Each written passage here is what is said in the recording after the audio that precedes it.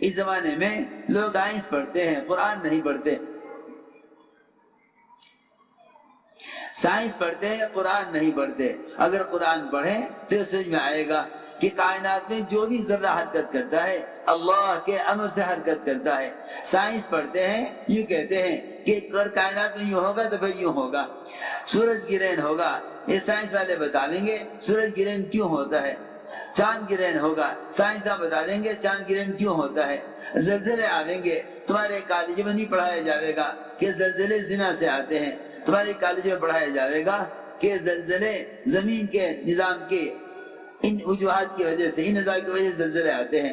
میرے دوستو عزیزو، کائنات کا نظام کی تغیرات کا کائنات سے کوئی تعلق نہیں ہے، بلکہ کائنات کے تغیرات کا تعلق براہ راست اللہ کے حکم سے ہے۔ کائنات کے تغیرات کا تعلق براہ راست اللہ کے حکم سے ہے، اس لیے سب سے پہلے آ کر اللہ کے غیر کی نفی کرائی، سب سے پہلے آ کر یہ سمجھایا لا الہ الا اللہ پر ایمان لاؤ کہ اللہ ہی کرنے والے ہیں، اللہ کے غیر سے کچھ نہیں ہوتا، اللہ ہی کرنے والے ہیں، اللہ کے غیر سے کچھ نہیں ہوتا۔ انبیاء، اولیاء، تمام دنیا کے سائنسداں، سیاستداں، یہ سب مل کر بھی جمع ہو جائیں، خدا کی قسم یہ اللہ کی چاہت کے بغیر ایک ذرے کو حرکت نہیں دے سکتے۔ مولانا صاحب فرماتے تھے ایک پتا بھی درخت سوکھ کر گرتا ہے اللہ کے امر سے گرتا ہے، اللہ کے امر سے گرتا ہے۔ ہم کہتے ہیں یہ درخت کا پتا سوکھ گیا اس لیے گر جائے گا، آپ دیکھیں گے سارا درخت پتوں سے خالی ہو جاتا ہے، ایک پتا درخت پر لٹکا رہ جاتا ہے، یہ پتا بھی اللہ کے امر کا منتظر ہے۔ جس طرح اسرافیل سور پھونکنے میں اللہ کے امر کے منتظر ہیں، جس طرح اسرافیل سور پھونکنے میں اللہ کے امر کے منتظر ہیں، ایک پتا درخت سے گرنے میں اللہ کے امر کا منتظر ہے۔ تم کہو گے ہوا چلی گر گیا، اس سے تمہارے دل میں ہوا کا سے ہونے کا یقین پیدا ہوگا۔ میری بات بہت توجہ سے سننا، میں ایک ایک چیز کے بارے میں عرض کر رہا، جتنی بھی کائنات کی شکلیں ہیں، ان کائنات میں جو تغیرات آ رہے ہیں، ہم ان سارے تغیرات کو شکلوں سے جوڑتے چلے جا رہے ہیں۔ ہوا چلے گی تو پتا گر جائے گا، ہوا چلے گی تو یہ ہو جائے گا۔ میرے دوستو عزیزو، یوں مت کہو کہ ہوا سے یہ ہوا، یوں کہو اللہ کے امر سے ہوا۔ تو جو بھی نقصان آئے گا کہو گے یہ نقصان اللہ کے امر کی وجہ سے ہوا۔ کیوں ہوا؟ کہ اس لیے ہوا کہ میں نے اللہ کے کوئی حکم توڑا ہے۔ اگر یہ کہو گے ہوا سے ہوا تو اللہ کی ذات سے ہونے کی طرف خیال نہ جاوے گا، جس کا اللہ کی ذات سے ہونے کی طرف خیال نہ جاوے گا اس کا خیال اپنی بدعملی کی طرف کیسے چلا جاوے گا، اس کا خیال اپنی بدعملی کی طرف کیسے چلا جاوے گا۔ جتنے بھی کائنات میں تغیرات ہیں ان سے اس زمانے کے مسلمانوں کو توبہ کی توفیق اس لیے نہیں ہوتی کہ سب سے پہلے بنیادی الٹی ہوئی ہے، بنیادی اکھڑی ہوئی ہے کہ اللہ کی ذات سے ہونے کا ہی یقین نہیں ہے۔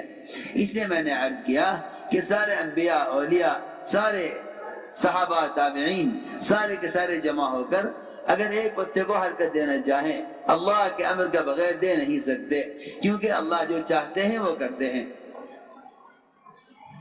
انبیاء کے ہاتھ میں اختیار نہیں، انبیاء علیہ السلام ہدایت کی کوشش کے لیے بھیجے گئے ہیں، مگر ہدایت اللہ کے قبضے میں ہے۔ جو نبی چاہیں گے وہ نہ ہوگا، جو اللہ چاہیں گے وہ ہو جائے گا۔ میری بات توجہ سننی پڑے گی بہت۔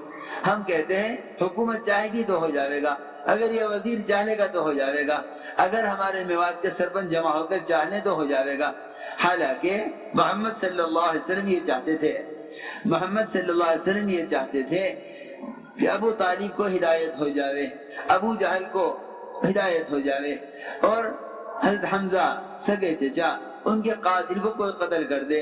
اللہ کی شان، اللہ رب العزت نے ایک چچا کے قاتل کو ہدایت دے کر ان کو صحابی بنا دیا اور دوسرے چچا کو ہدایت نہ دی۔ آپ چاہتے تھے وحشی کو کوئی ہلاک کر دے، اللہ نے وحشی کو ہدایت دے کر صحابی بنا دیا۔ آپ چاہتے تھے کہ ابو طالب ہدایت پر آ جائیں، اللہ نے ابو طالب کو ہلاک کر دیا۔ کسی عجیب بات ہے کہ نبی کی چاہت کے خلاف ہو رہا،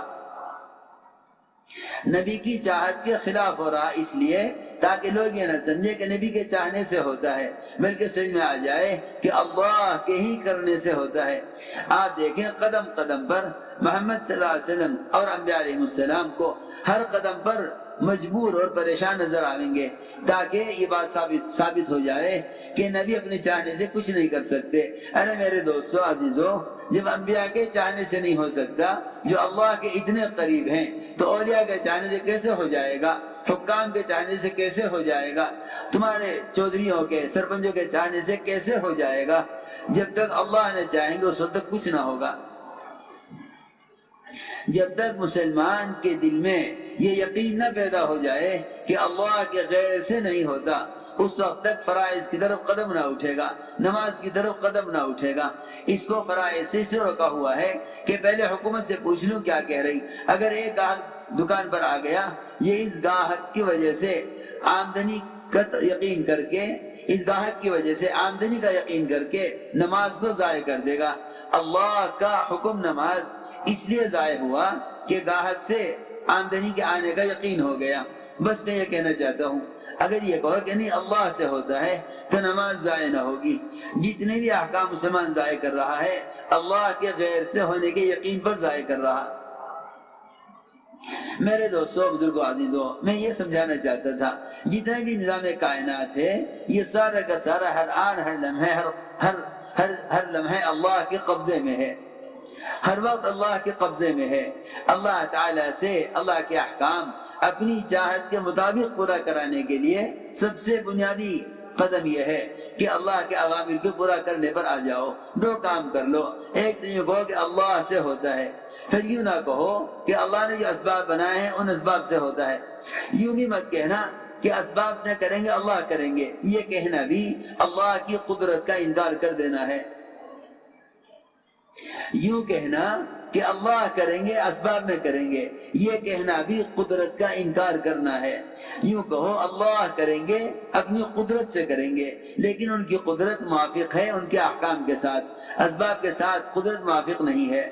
یہ تو اس زمانے کے مسلمانوں کو دھوکہ لگا، اسباب ہم بنائیں گے کام اللہ بنائیں گے، یہ مسلمانوں کو دھوکہ لگا ہے۔ خدا کی قسم، اللہ تعالیٰ کا یہ دستور اللہ کو نہ ماننے والوں کے ساتھ ہے کہ تم دنیا بناؤ، اسباب بناؤ، کارخانے بناؤ، زمیندارہ کرو، تم حکومت بناؤ، تم سرمایہ داری کے نقشے چلاؤ۔ اللہ کا یہ معاملہ غیروں کے ساتھ ہے کہ میں تمہیں کامیاب کر کے رہوں گا۔ اللہ کا یہ معاملہ غیروں کے ساتھ ہے کہ تم تجارت کرو گے میں تمہیں تجارت میں نفع دوں گا، تم زراعت کرو گے میں تمہیں زراعت میں غلہ دوں گا، تم حکومت کرو گے میں تمہیں حکومت میں عزت دوں گا اور مسلمانوں پر غالب کر دوں گا۔ یہ سارے وعدے اللہ کے غیروں کے ساتھ ہیں، مسلمان کے ساتھ اللہ کا یہ وعدہ نہیں ہے۔ مسلمان اللہ کے وعدوں کو اسباب کی شکل میں تلاش کر رہا